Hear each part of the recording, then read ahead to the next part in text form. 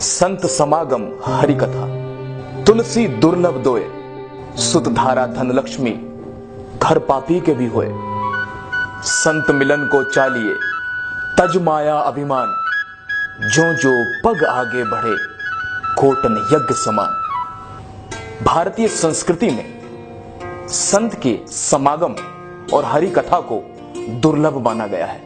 एक पापी के घर पर लक्ष्मी रूपी पत्नी हो सकती है, लक्ष्मी खुद हो सकती है, लेकिन संत का समागम जरूरी नहीं। जैसे जैसे हम संत के समागम की ओर बढ़ते हैं, वो किसी यज्ञ से कम नहीं। संत जो चरित्र का निर्माण करता है, संत जो संस्कारों का निर्माण करता है, वो संत जो इस भारतीय संस्कृति की धरोहर है, जो मार्ग प्रशस्त करता है भगवान की तरफ बढ़ने का, भगवान को प्राप्त करने का, ईश्वर प्राप्ति का। लेकिन जब संत किसी षड्यंत्र का शिकार बन जाए या उसे षड्यंत्र का शिकारी बना दिया जाए, तो सवाल दर सवाल है, जवाब दर जवाब चाहिए, सिस्टम से, व्यवस्था से। कुछ ऐसे सवाल जिनका जवाब आज हम आपके सामने ला रहे हैं। आखिर क्रोथा कांड का सच क्या है?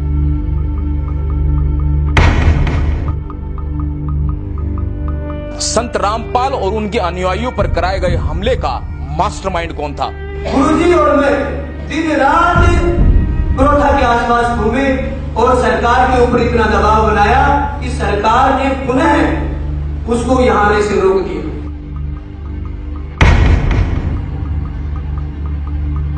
सतलोक आश्रम पर हमला होता रहा और पुलिस क्यों सिर्फ देखती रही?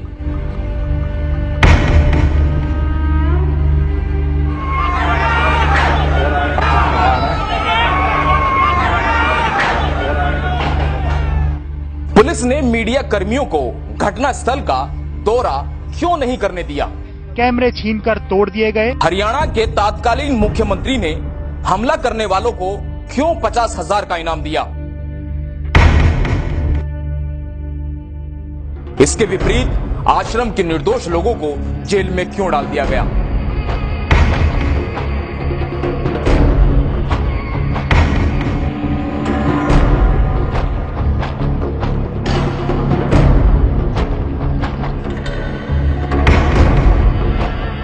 आखिर कौन है संत रामपाल? क्या है उनका उद्देश्य? सबसे पहले मैं आपको उनके जीवन से परिचय कराता हूं।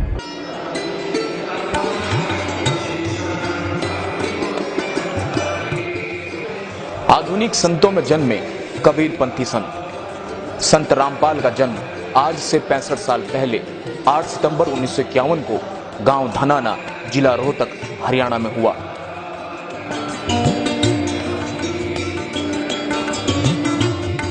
सन 1988 में आत्म साक्षात्कार पाने के बाद अपने परम पूज्य गुरु स्वामी रामदेवानंद से दीक्षा लेकर और भक्ति के मार्ग पर चलकर उन्होंने जन कल्याण के लिए अपना जीवन समर्पित कर दिया। उन्हें सन 1993 को सत्संग और सन 1994 को नामदान करने की अनुमति अपने गुरु से प्राप्त हुई। संत रामपाल का कारवां शुरू हुआ, एक ऐसा कारवां जो कबीर जी की मानवता के मार्ग पर होकर हरियाणा के कोने कोने और पूरे भारत में फैल गया। इसी के साथ कुछ लोगों को उनका फलना फूलना रास नहीं आया और फिर शुरू हुआ संत रामपाल पर झूठे आरोपों और साजिशों का सिलसिला।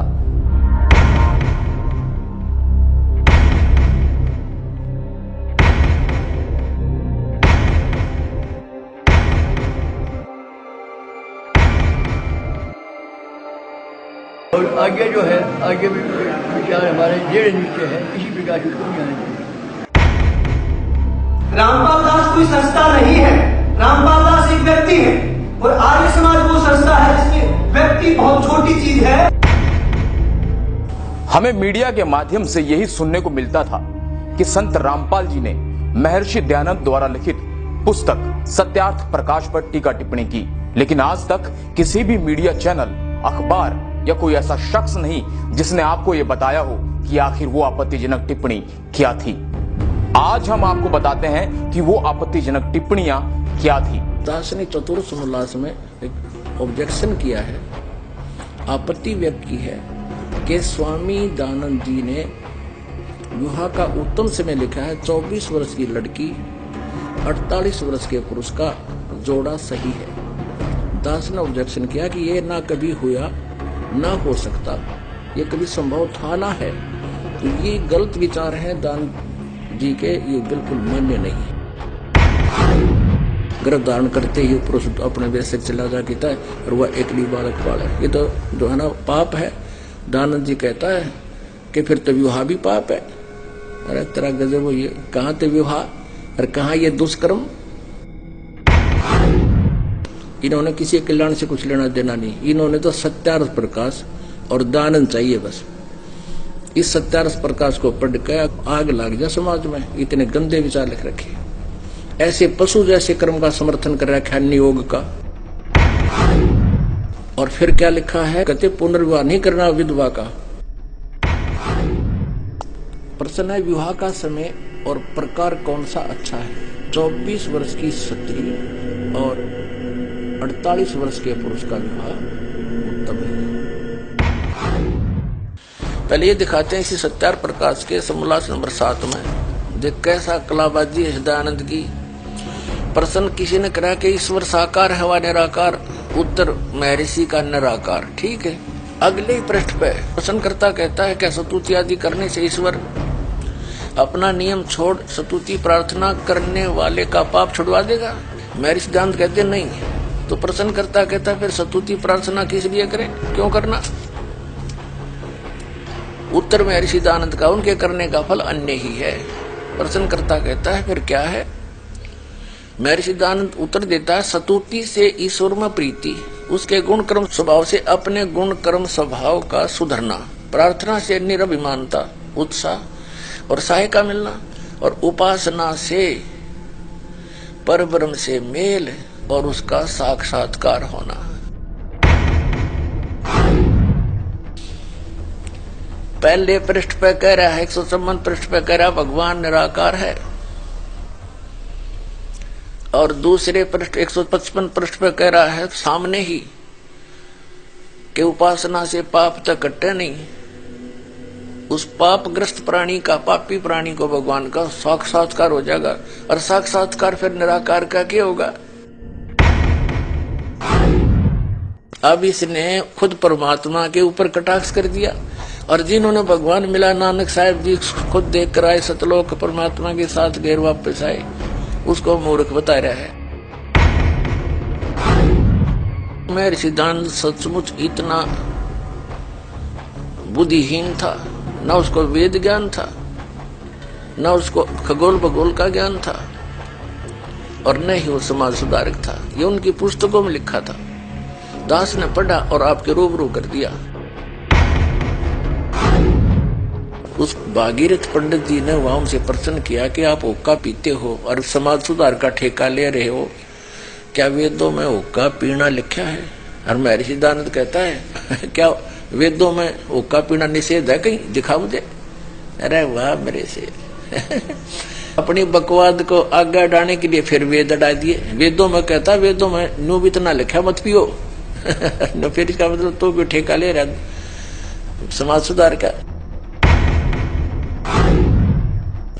कबीर साहब ने पत्थर पूजा आदि का बहुत खंडन किया। महर्षि दयानंद कहता है कि कबीर पंडित तो तकियों की पूजा करते हैं, खड़ाओं की पूजा करते हैं, और जोत दीप जलाते हैं, ज्योति यानी हवन, ज्योति भी हवन है घी की, उसकी भी पूजा करते हैं। क्या बोला, पत्थर पूजा से कम नहीं। यानी अपने को विद्वान सिद्ध करने के लिए उस महापुरुष ने जो 400 वर्ष पहले इस दयानंद से वो महान काम किया था, उसको नकारा करके स्वयं महर्षि पाकना चाहा था, भगवान को रिजेक्ट करके। अपने आत्माओं, ऐसे व्यक्ति को होए एक कौड़ी को लाल बनाकर सिर पे रख दिया, हमारे गठड़ी बांध के फिरे थे उठाए। अब इन सब की पालिश तार दूंगा और इनको जैसे थे वैसे दिखा दूंगा कि ये ना तो ऋषि थे, ना मैं ऋषि थे, ये केवल अज्ञानी और भांग पाड़ थे। सन 1857 के स्वतंत्रता संग्राम में महर्षि दयानंद का कोई योगदान नहीं था। इसी सत्यार्थ प्रकाश में इसी बात पर कटाक्ष किया है मुसलमान धर्म के ऊपर कि तुम्हारा खुदा क्या मनुष्य की तरह है जो एक स्थान पर रहता है, तो एक स्थान पर रहने वाला भगवान नहीं हो सकता। तो महर्षि दयानंद का जो अनुभव है वो उनके सत्यार्थ प्रकाश नामक पुस्तक में लिपिबद्ध है और वो टोटली वेद विरुद्ध है। तो ये महर्षि कौन से साइड पे था जो एक भी वेद से ज्ञान नहीं मिलता इसका और वेदों को सच मानता है। वो सत्यार्थ प्रकाश नहीं, वो सत्यानाश प्रकाश है। कितने जीवों का नाश कर दिया, अज्ञान भर दिया, नास्तिक बना दिए, राक्षस बना दिए। ये स्पष्ट कर दिया महर्षि दयानंद जी ने कि अवश्य वाद विवाद करें पर प्यार से करें। और ये दयानंद के चेले सतलोक आश्रम क्रोथा पे हथियार ले आगे मारने खातिर, ये तो राक्षस हो गए, इंसान है। इस सच्चाई को आज तक मीडिया ने आप तक नहीं पहुंचने दिया। दूसरी ओर आर्य समाज के तथाकथित ठेकेदारों ने सोचा कि कहीं इस बात का समाज को ज्ञान न हो जाए कि सत्यार्थ प्रकाश में ऐसा निराधार बातें लिखी गई है जिससे इस पुस्तक के नाम पर आने वाली कमाई या रुतबा खत्म न हो जाए। इस डर से उन्होंने संत रामपाल व उनके क्रोथा आश्रम को तबाह करने की ठान ली और 10,000 लोगों को इकट्ठा करके सतलोक आश्रम क्रोथा पर हमला बोल दिया।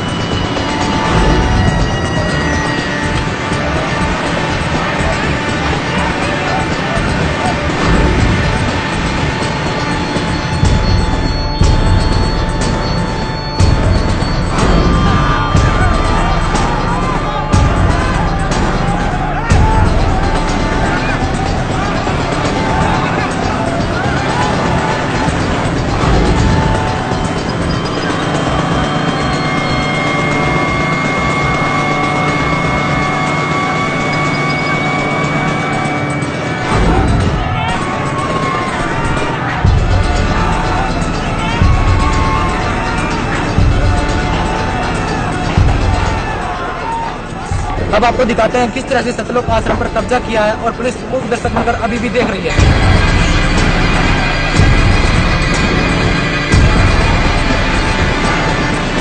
आतंकवाद जैसी स्थिति यहाँ पर बन चुकी है।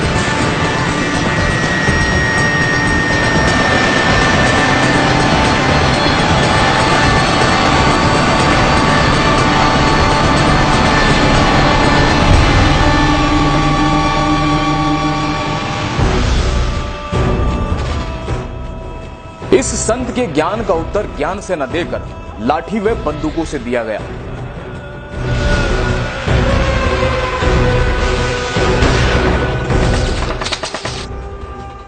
पुलिस की कोशिशों के बाद भी ये आश्रम की दीवारों तक पहुंच गए, जिसमें पुलिस और हमलावरों की मुठभेड़ में एक सोनू नाम के उपद्रवी की मौत हो गई।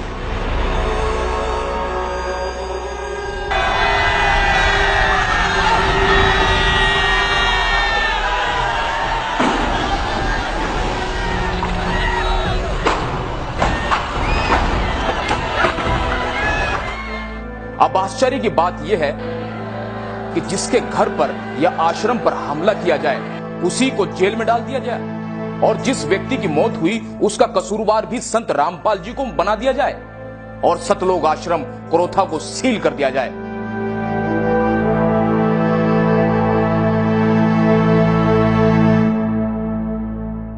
जबकि आश्रम पर हमला करने वाले उपद्रवियों को हरियाणा सरकार द्वारा 50-50 हजार का इनाम दिया गया। हरियाणा सरकार ने सिरे से नकारते हुए अपने राजनीतिक स्वार्थ को सिद्ध करने के लिए आश्रम संत रामपाल को देने से इंकार कर दिया, जिस कारण हरियाणा सरकार पर अदालत की अवमानना का केस बना। इसके बाद सुप्रीम कोर्ट ने भी संत रामपाल के पक्ष को मजबूत मानते हुए उन्हें आश्रम बाइज्जत लौटाने के आदेश दिए। और जो सुप्रीम कोर्ट के आदेश हैं जिसके अनुसार कब्जा बंदी छोड़ मुक्ति ट्रस्ट का है, तो सुप्रीम कोर्ट के आदेशों की पूरी पालना की जाएगी। 21 महीने बिना किसी अपराध के, बिना किसी सबूत के जेल में रहने के बाद संत रामपाल की जमानत हुई। किसी तरह फिर से अपने अटूट भक्तों श्रद्धालुओं के साथ संत रामपाल ने बरवाला में अपना आश्रम बना सत्संग करना शुरू किया। आप परमात्मा पे विश्वास रखना। संत साधु कभी किसी का बुरा नहीं सोचते, ना करते और ना ही सोचना चाहिए। परमात्मा से कोई चीज छुपी नहीं है। यदि हम भगवान से डरने वाले हैं और हम परमात्मा कबीर जी को परमात्मा मानते हैं तो भगवान वाले काम किया करता है। आपने बहुत शांति रखनी पड़ेगी। उन दुष्टों का तो नाश होया पड़ा है, उनका तो पतन हो रहा है। वो चाहते हैं कि आपका भी नाश कर दें झगड़ा वगड़ा करके। आपने जो संयम दिखाया 9 अप्रैल सन 2013 में करोथा के अंदर, मेरी आत्मा गदगद कर दी बच्चों। तुमने साधुता दिखाई। और आखिरकार 7 अप्रैल 2013 को सतलोक आश्रम वापस मिल गया। लेकिन संत रामपाल पर केस लगातार चलता रहा। फिर भी करोथा आश्रम मिलना राहत भरा था। लेकिन जैसे ही 9 साल के बाद बंद पड़े आश्रम की सफाई के लिए अनुयायी आश्रम में पहुंचे, उन्हीं उपद्रवियों ने जिन्होंने 2006 में आश्रम पर आक्रमण किया था, वही लोग दोबारा आश्रम पर हमला करने आ गए। अब फिर से वो कोर्ट के माध्यम से आ रहा है, तो जिसकी लाठी उसकी भैंस, ये सीधी सी बात है। जिसके पास ताकत होती है सरकार उससे दबती है। केवल यहाँ मत कहे कि हम क्या करेंगे, भाई ये करना चाहिए वो करना चाहिए, बस करें, करके दिखाएं।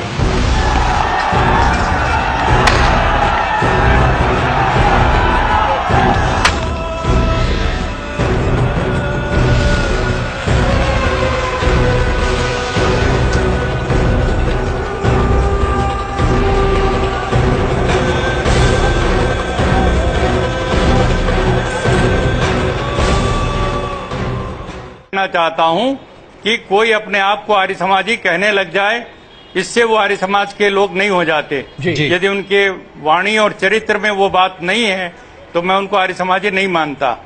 जिस प्रकार की भड़काऊ भाषा बोल रहे हैं, जिस तरह का भड़काऊ काम वो कर रहे हैं, कानून अपने हाथ में लेकर और सरकार के लिए एक धर्म संकट पैदा कर रहे हैं। सरकार क्या करे? सुप्रीम कोर्ट का आदेश आया तब जाकर के उन्होंने कहा आप ले लीजिए आश्रम। लेकिन जो राज्य सरकार या कोई केंद्र की सरकार यदि ये कहती है कि हम सुप्रीम कोर्ट के आदेश का पालन नहीं करा सकते, उसको सत्ता पर रहने का कोई अधिकार नहीं। आपने संत रामपाल को हमेशा विवादों में घिरा पाया है। विवाद करना और विवादों से घिरना दोनों ही अलग चीजें हैं। आइए आपको समझाते हैं। सबसे पहले प्रश्न उठता है कि आखिर संत रामपाल के साथ विवाद क्यों? तारीख 18 नवंबर 2014 का वो काला दिन जिसने पूरे हिंदुस्तान को ही नहीं विश्व को ये सोचने पर मजबूर कर दिया कि आखिर एक बीमार संत को गिरफ्तार करना इतना जरूरी क्यों हो गया कि 40,000 से ज्यादा जवान उन्हें गिरफ्तार करने पहुंच गए। क्या एक संत को मेडिकल रिपोर्ट देने के बावजूद कुछ दिन की मोहलत नहीं दी जानी चाहिए थी? जबकि सब जानते थे कि रामपाल लगातार 8 साल से सैकड़ों बार अदालत में आए हैं। कई बार उनकी हाजिरी माफ भी हुई। लेकिन अब की बार ऐसा क्या हुआ कि सारा सिस्टम ही संत के खिलाफ खड़ा हो गया? आखिर क्या किया संत रामपाल ने? आखिर क्या किया राष्ट्रीय समाज समिति ने? उन्होंने मांग की थी कि जजों की जवाबदेही तय हो, हिंदुस्तान में चल रहे सभी अदालती मामलों की वीडियो रिकॉर्डिंग हो, उनके ऊपर लगे सभी आरोपों की सीबीआई से जांच हो। राष्ट्रीय समाज सेवा समिति ने अपने साथ हो रहे 8 साल के अत्याचारों का सारा खुलासा किया उन 3 किताबों के द्वारा जिनके नाम थे न्याय की गिरती गरिमा, सच बनाम झूठ, भ्रष्ट जज कुमार्ग पर, जिसमें हिंदुस्तान की न्याय व्यवस्था को तार तार करने वाले कुछ काले चेहरे शामिल थे। मीडिया में प्रचारित किया गया कि संत ने अपनी एक फौज तैयार की है, कमांडो तैयार किए हैं, जबकि ये सरासर झूठ था। आज तक एक भी ऐसा प्रमाण नहीं मिला सरकार को जिससे कि ये सिद्ध हो सके। जबकि सरकार ने निर्दोष उन लोगों को कमांडो का नाम देकर जेल में डाल दिया जो किसान थे, मजदूर थे, विद्यार्थी थे, जो अपने ऊपर किए जा रहे अत्याचार के विरोध में काले कपड़े पहने हुए थे, हाथों में सफेद झंडे लिए हुए थे। उन निर्दोष लोगों को सरकार ने कमांडो फोर्स का नाम देकर जेल में डाल दिया और अंग्रेजों से भी बदतर सलूक किया। क्या करते थे पहले? किसकी खेती करते हैं? डंडे लिए अपने, कपड़े काले कपड़े पहने, क्या मकसद है इसका? तो कोई मकसद नहीं इसमें। तो इसमें क्या, कपड़े तो कैसे भी हो, उसमें कोई वो नहीं इसका। और रही डंडे और झंडे की बात, झंडे तो कोई भी उठा सकता है, इसमें कहीं पे भी जाओगे वहाँ भी झंडे। इसका मतलब वो नहीं है कि जो आप समझ रहे। तो अब हम मुद्दे पर आते हैं। दोस्तों, हम बात कर रहे हैं संत रामपाल की। जी हां, संत रामपाल। आपके मन मस्तिष्क में कुछ ऐसी छवि घूम रही होगी जिसको आपने मीडिया में देखा होगा। दोस्तों, सच मानिए, आपको सच से कोसों दूर रखा गया। आज आपको हर एक सच से हम रूबरू कराएंगे। हमने भ्रष्ट जजों की शिकायत की। क्या इस देश में भ्रष्ट जजों के खिलाफ शिकायत करने का अधिकार नहीं है? और अगर शिकायत के अधिकार को अवमानना में डाला जाता है तो क्या जिनके खिलाफ हमने शिकायत की थी उनके खिलाफ क्या एक्टिविटी की? लेकिन आपका तो इसका जवाब कौन देगा? सिर्फ एक पक्ष पे कार्रवाई करना दादागिरी है या आदेश? कानून क्या कहता है? न्यायालय को वो करना होगा जो संविधान कहता है। न्यायालय की दादागिरी नहीं चलेगी, न्यायालय को कानून से काम करना पड़ेगा। अगर आप न्यायालय जाके किसी की शिकायत करते हैं तो न्यायालय का कर्तव्य है, संविधान के तहत न्यायालय है, न्यायालय संविधान से ऊपर नहीं है। लेकिन ये मामला जो है वो तो अवमानना का मामला है, वो कोर्ट ने पेश नहीं वारंट कर लिया, ये तो अवमानना का मामला है ना। अवमानना का मामला बनाया गया है और बनाया हुआ मामला मन मर्जी का होता है, वो संविधान के तहत नहीं है। गैर कानूनी काम जज अगर करे तो वो कानून नहीं होता। आपने जज के शब्दों को कानून कैसे मान लिया? अगर एक जज गलत आदेश पारित करता है और दूसरा जज उस आदेश को रद्द करता है, इसका मतलब क्या हुआ कि जो पहले आदेश थे वो गैर कानूनी थे। और गैर कानूनी आदेशों को मानने के लिए हम बाधित नहीं है। पहले ये साबित करो कि जिस पक्ष की हमने शिकायत की थी उस पक्ष पर क्या कार्रवाई हुई और क्यों नहीं हुई, और हुई तो क्या हुई, उसके बारे में नहीं कोई सोचता। इतना बड़ा जनसमूह जज के खिलाफ खड़ा है, जज अपनी कुर्सी बचाने के लिए हमारा शोषण करना चाहते हैं, हमें दबाव में डालना चाहते हैं। ऐसे क्यों दबाव में आ जाएंगे हम? क्या हम संविधान नहीं जानते? या संविधान जो जजों की बपोती है, वो जो बोलेंगे वो कानून नहीं है? अखबार में और जज में डिफरेंस है। लेकिन बाबा रामपाल पर तो पहले से भी बहुत सारे मुकदमे हैं, तो क्या फर्क पड़ता है? मुकदमा झूठा कोई भी कर सकता है। मैं आपकी शिकायत कर दूं, आप मुझे अपहरण कर रहे हो, मुकदमा हो गया, वो प्रूव होगा तभी तो बात है। आरोपी व्यक्ति को आप मुलजिम नहीं कह सकते, आरोपी हैं। आरोप तो किसी में भी हो सकता है। आरोप का मतलब क्या है? झूठे मुकदमे हमेशा उस व्यक्ति पर लगाए जाते हैं जो सिस्टम को जानने की कोशिश करता है, बताने की कोशिश करता है। आप भ्रष्टाचार को खत्म करने की कोशिश करो, क्या होगा आपके साथ? आपके ऊपर झूठे मुकदमे होंगे। वही सच्चाई को ऊपर लाने के मेरे गुरुजी ने हमेशा पहल की है, और उस पहल के तहत कुछ मुकदमे दर्ज हो गए तो उससे मेरे गुरुजी आरोपी थोड़ा हो गए। साथियों, ये किसी एक व्यक्ति का काम नहीं है, ये गठजोड़ है भ्रष्ट नेताओं का, नौकरशाहों का, अफसरों का, जुडिशरी और मीडिया का। झूठ को इस कदर पेश किया जाता है कि हम उस पर विश्वास करने लगते हैं। आम आदमी इस झूठ को पकड़ नहीं पाता है। होता क्या है कि हम जो गलत है उस पर विश्वास कर लेते हैं और जो सच्चाई है उस पर पर्दा डाल दिया जाता है। जूनियर एडवोकेट आते हैं, हमारे गाड़ी के चालक आते हैं, उनको भी उठा के बाहर से ले जाके बंद कर दिया जाता है, चौकी में बैठा दिया जाता है। हरियाणा पुलिस किस तरह से पूरी तरह से बाइस्ड है, जिसे यही नहीं पता किसको गिरफ्तार कर रहे हैं, क्यों कर रहे हैं, बिना कारण के उठाया बंद कर दिया, उठाया बंद कर दिया। दोस्तों, बात यहीं तक सीमित नहीं है, और अगर हम भगवान को भी कटघरे में खड़ा कर दें तो शायद उस पर भी विश्वास कर लिया जाएगा। संत रामपाल जी के साथ भी ऐसा ही हुआ। उन्होंने राष्ट्रीय चरित्र का निर्माण किया और हमने उन पर क्या दिया, ये आप समझ सकते हैं। उन्होंने सामाजिक कुरीतियों के खिलाफ आवाज उठाई और हमने क्या दिया, ये भी आप समझ सकते हैं। उन्होंने सामाजिक विसंगतियों को दूर करना चाहा और उन्हें क्या मिला, ये आपसे छुपा नहीं है।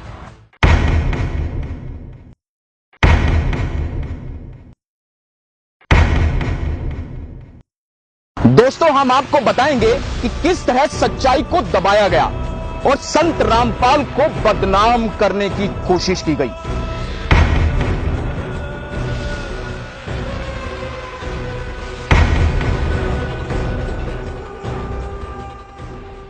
वो अपने आश्रम में हैं, उनका क्या ईगो। उन्होंने कह रखा जैसे स्वस्थ होऊंगा पेश हो जाएंगे।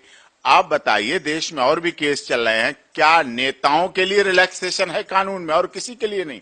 उनके केसों में इतनी जल्दी जल्दी सुनवाई पड़ी, कभी डेटें पड़ी। ये राजनीतिक षड्यंत्र था। ईगो संत रामपाल दास जी का नहीं, ईगो जुडिशियल सिस्टम और राजनीतिक लोगों का ईगो था।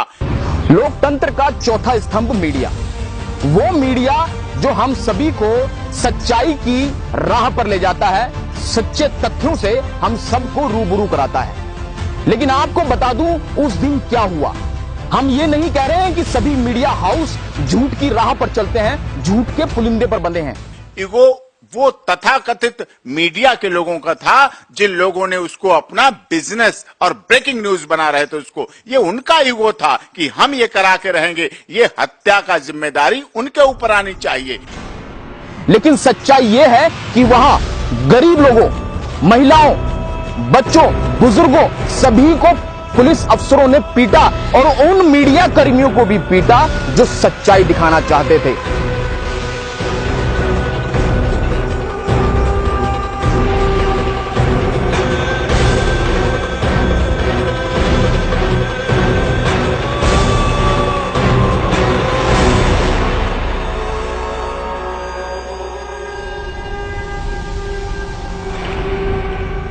संत रामपाल के अनुयायी चाहते थे कि वह अस्वस्थ हालत में गिरफ्तारी ना दें, लेकिन संत रामपाल को भारतीय कानून और संविधान पर पूरा विश्वास था।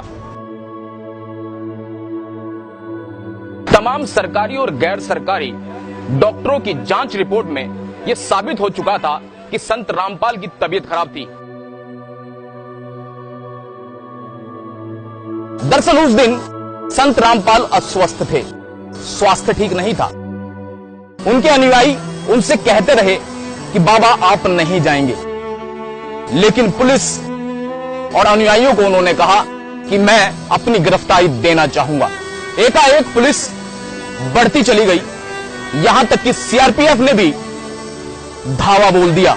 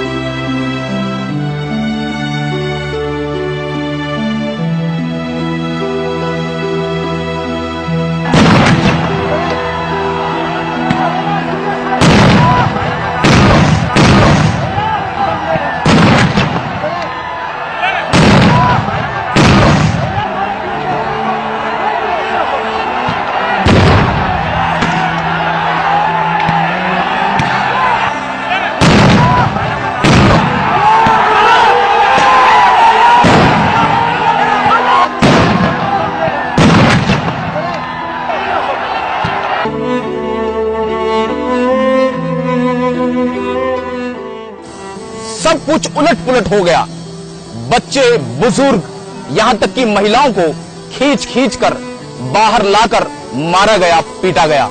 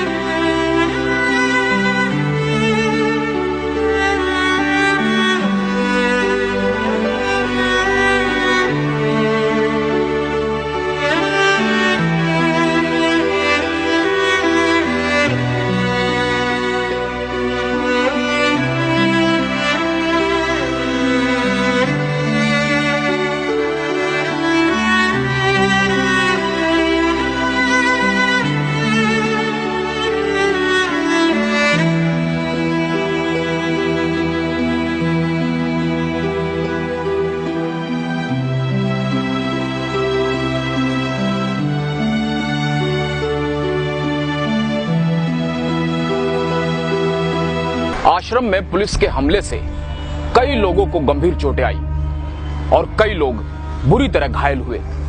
आइए देखते हैं उनका हाल।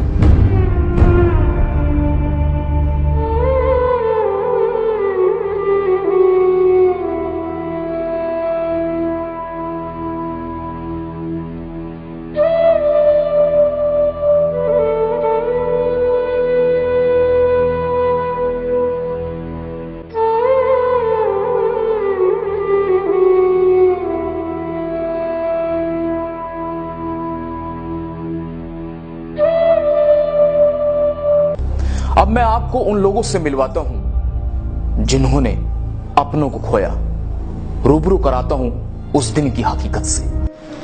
उनकी मौत